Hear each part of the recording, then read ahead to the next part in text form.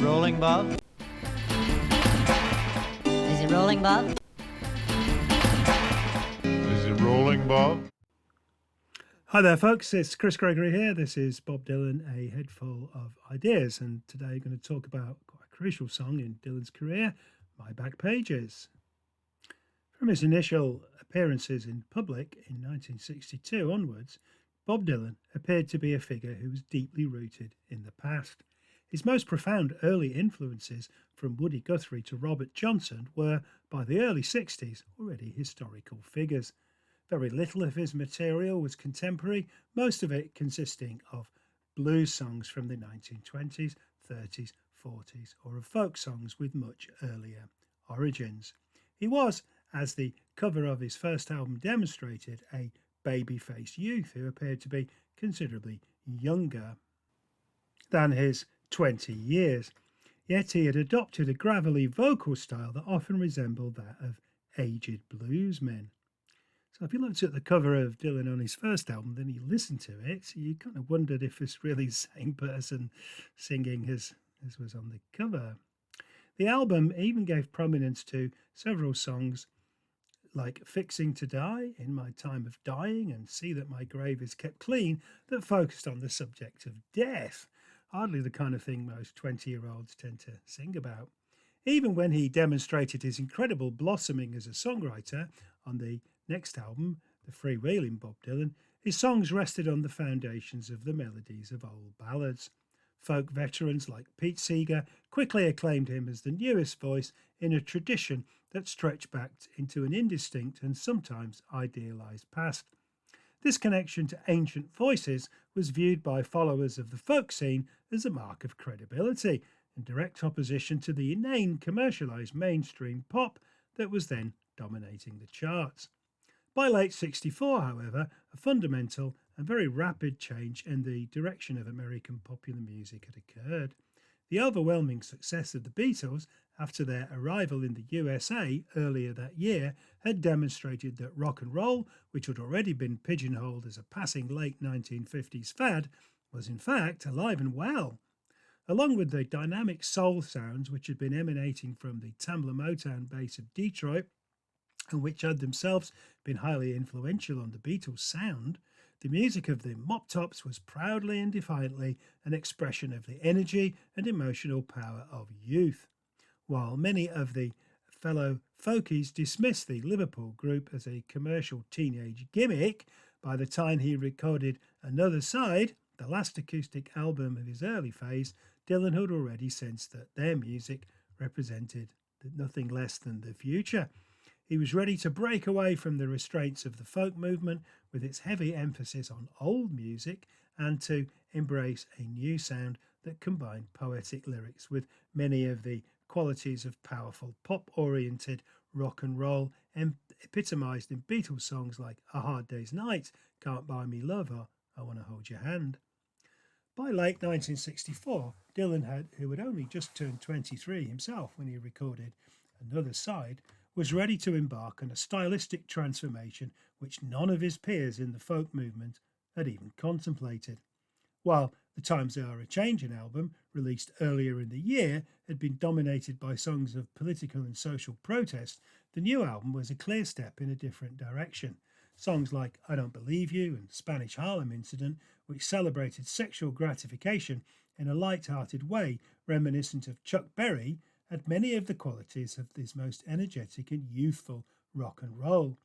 The album was bookended by All I Really Want to Do and It Ain't Me, Babe, two songs which appeared to be coded messages to his audience, one comical and the other soberly cynical, indicating that he was tiring of the role of political commentator and being the voice of his generation. On the extraordinary My Back Pages, Dylan appears to be issuing a scathing dismissal of this role, which is summed up in the song's highly striking and extremely memorable refrain, but I was so much older then, I'm younger than that now.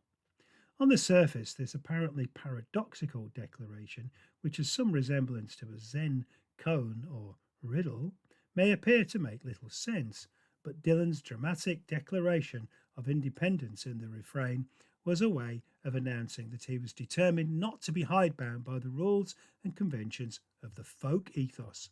In embracing the vigour of his own youthfulness, he was already risking the ire of many of his politically committed followers, who saw him as a leading voice in the struggle for civil rights and in opposing American militarism in the era of the Cold War. But as the songs on the other side revealed, Dylan was in no mood for compromise. He was determined to follow his own wayward muse rather than be used as a political tool by those in the movement. Already he was shifting away from conveying ideological truths in his songs towards inner reflection, symbolist poetry, and surreal humour. In the resonant refrain of My Back Pages, he signals that he is determined to explore the aesthetic pathways that are now opening in front of him. The Another Side album presents a particularly uncompromising challenge to listeners. Recorded in one long single session during which Dylan is said to have consumed copious amounts of red wine, his vocals are particularly harsh and bitter, and there's perhaps no other album in which Dylan's singing is so harsh as on this particular album. Dylan has a reputation for singing like that, but if you listen to most of his records, it's rarely as rough as this. Perhaps that's the red wine. It's especially true on My Back Pages. The song has a very strong melody, however, which is brought out dramatically in the version by the Byrds on their 1967 album Younger Than Yesterday, a title which alluded to the song's refrain. Although some commentators have argued that the starting point for the song may well have been the well-known folk ballad Young and Daily Growing, which Dylan played in Greenwich Village in the early 60s, later appears on the Basement tapes. By this stage in his career, Dylan was moving away from basing all his songs on traditional melodies. The Byrds cut down the number of verses from 6 to 3 and added a guitar solo. Roger McGuinn's plaintive vocal illuminates what is often seen as the definitive version of the song. On the 1978 World Tour, Dylan often opened the song shows with an instrumental rendition. The Byrds version, released in the transformational year of psychedelia, emphasised and celebrated the idea of a youth revolution, not a political movement in the conventional sense, but a social and personal rearrangement of attitudes within which previous notions of the nature of the ageing process would be swept away. It was as if the countercultural heroes of the decade were using the immense energy of youth to provide a foundation for a future in which they would not merely follow the conservatism and conformity of their parents' generation, but would keep that energetic flame burning throughout their lives.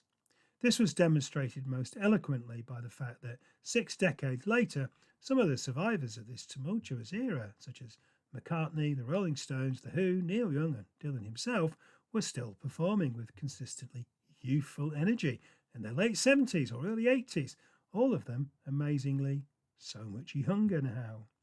Despite the highly affecting melody and refrain which made it so popular, My Back Pages is, however, a rather difficult song in which Dylan often struggles to demonstrate that he now has a grasp of the techniques of poetic metaphor, which he so much admired in the works of the Romantics, Shakespeare and the French symbolists. While earlier songs like A Hard Rain or The Lonesome Death of Hattie Carroll had relied on the presentation of striking images within a strong storytelling format, he now moves towards using abstract and symbolic imagery to create multi-layered narratives. He had already composed the transcendent Lay Down Your Weary Tune and Mr. Tambourine Man, neither of which appeared on the other side, both of which were triumphant examples of this new approach. But on My Back Pages, he rarely achieves the consistency of imagery that had illuminated those works. This may be because the song has some inbuilt contradictions. Although it implicitly criticises the didactic approach of some of his older finger-pointing ballads, it's actually equally didactic in its own way. It is in fact a kind of protest against protest. This problem is demonstrated in the opening lines. Crimson flames tied through my ears, rolling high in mighty traps, which presents a powerful and arresting image depicting a young man who is inflamed by specific passions, be they political or romantic. When Dylan attempts to extend this metaphor, however, with the somewhat awkward pounced with fire on flaming roads using ideas as my maps, he certainly conveys the idea that in the past he'd been enthralled to abstract ideologies, but the phrase pounced with fire, with the birds having perhaps misheard the original present as countless fire, perhaps an improvement, fails to extend the burning metaphor in a satisfying way. When he switches to "We'll meet on edges soon," said I, proud neath heated brow, we get the impression that Dylan is describing his younger self as being hot-headed and his enthusiasms as perhaps overheated. So far, the song's message is clear, even if the imagery sometimes fails to gel together. The second verse mixes some powerful self-examination with some rather uncomfortable phraseology. The opening couplet, "Half-rack prejudice leap forth, rip down all hate, I screamed," is a withering piece of self-deprecation. Although the second line presents an effective presentation of youthful naivety, the attempt at personification of prejudice is somewhat clumsy. The younger, older narrator has believed that life is black and white, but the assertion that these lies spoke through my skull is a little contrived. The imagery becomes increasingly disparate. We hear that he once dreamed of romantic facts of musketeers, which the birds mishear as romantic flights. Again, possibly an improvement. That are said to be foundation deep somehow. In the next verse, the references to girls' faces forming the forward path from phony jealousy sound rather blatantly forced in their use of alliteration. The lines "to memorizing politics of ancient history," with their rather snide characterization of folk songs as being past their sell-by date, are more evocative. But the following tongue-twisting, "flung down by corpse evangelists, unthought of though, somehow," bitter and biting though it may be, is really quite unconvincing. Presumably the evangelists are those folk purists who would soon be plaguing him by barracking him at his live shows. But what's very unclear here is the identity of whoever is unthinking them. It is perhaps not surprising that these verses were omitted from the Byrds version and in some of Dylan's live performances, which didn't commence, like a lot of other of his early songs, till much later, in this case 1988. Arguably, the song works better without them, especially as the remaining verses are rather more focused.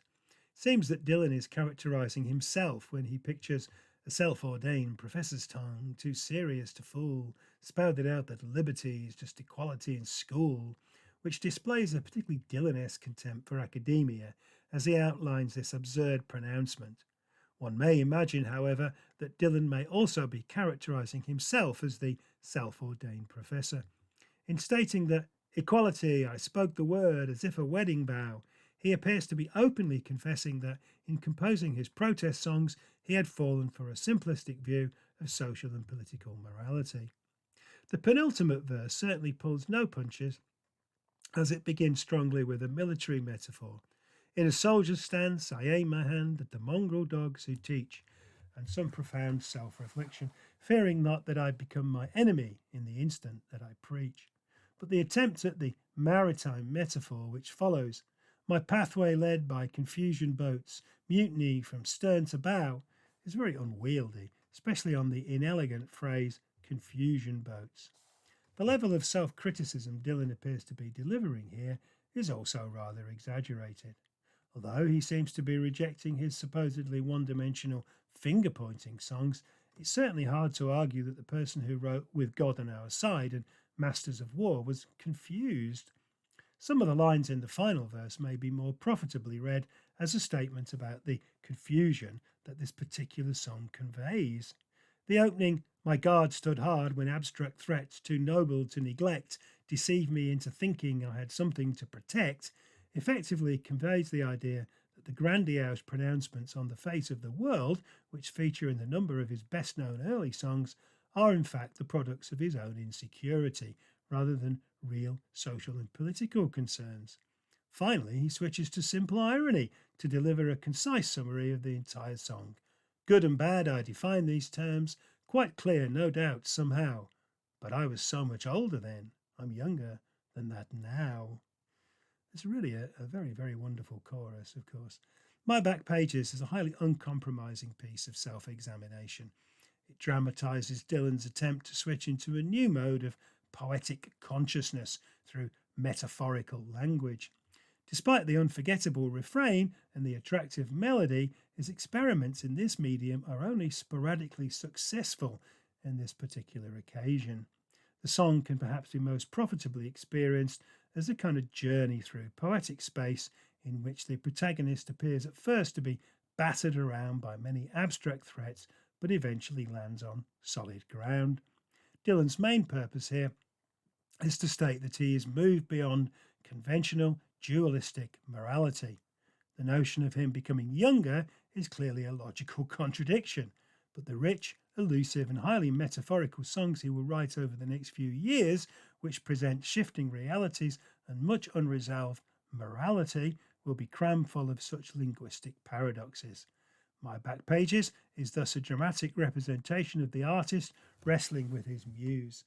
Despite its flaws, it remains a key transitional song in Dylan's evolution. Well, yes, I'm certainly younger than I used to be myself, I hope. Hope we all are out there. Hope you've enjoyed this. Do check out my website. That's from the pen of Chris Gregory at www.chrisgregory.org. Don't forget to like and subscribe to this podcast. And if you look on the website and on amazon.co.uk and amazon.com, you can find copies of my books, which are Determined to Stand and Minstrel Boy. That's a trilogy in reverse, looking in great detail at Dylan's songs. See you next time. Is it rolling, Bob? Is it rolling, Bob? Is it rolling, Bob?